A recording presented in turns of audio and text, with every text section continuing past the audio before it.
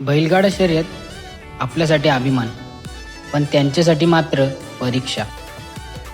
काय नाही जायचं का शर्ती ना? नको रे, लय ऊन आहे, जाऊ पुढच्या अड्ड्याला. अरे आता उन्हाचा काही विषयच नाही ना. एवढा ऊन पडतो ना, उन्हाचा विषय नाही म्हणजे. अरे मग ते कमिटी नवीन नियम काढला तुला माहित नाही का? नाही काय दाखव. थांब ऐकतो तुला. हे बघ, ऐक. सन्मान्य अविनाश शेठ पवार उपस्थित आहेत. मैदान सकाळी बरोबर 7 वाजता सुरू होईल आणि दुपारी बरोबर 2 वाजता बंद होईल. याची बैलगाडा मालकांनी खास करून मुंबईकरांनी नोंद घ्या. मला वाटतं या टायमाला त्यांचा नियम बरोबर आहे. मी सहमत आहे नियमाशी. काय तुझं असं बोलला कसं व्हायचा? एवढं सकाळवर कसं उठायचा? अरे ह्या महिन्यात किती उष्णता आहे माहिती का? ह्या महिन्यात किती बैल गेलं. आपण फक्त शर्तींचा विचार करतो, आपण कधी त्यांचा विचार केलाय का? त्यांचा पण विचार करायला पाहिजे का नको? अरे या गोष्टीचा मी कधी विचारच नाही केला रे. मी फक्त शरद जिंकायचा विचार करीत होतो. शर्ती परत होतील, जिंकणं पण परत होईल, पण हे परत नाही येणार रे. कमिटीचा निर्णय आपल्यासाठी नाही, यांच्यासाठी आहे.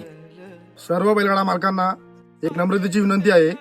कमिटीच्या निर्णयाला सहमत राहा, कारण हा नियम फक्त आपल्या बैलांसाठी आहे. आणि सर्व बैलगाडा मालकांना एकच विनंती आहे का आपल्या बैलांना त्रास नाही होणार यासाठी जेणेकरून लवकरात लवकर शर्यत करण्याचा प्रयत्न करा.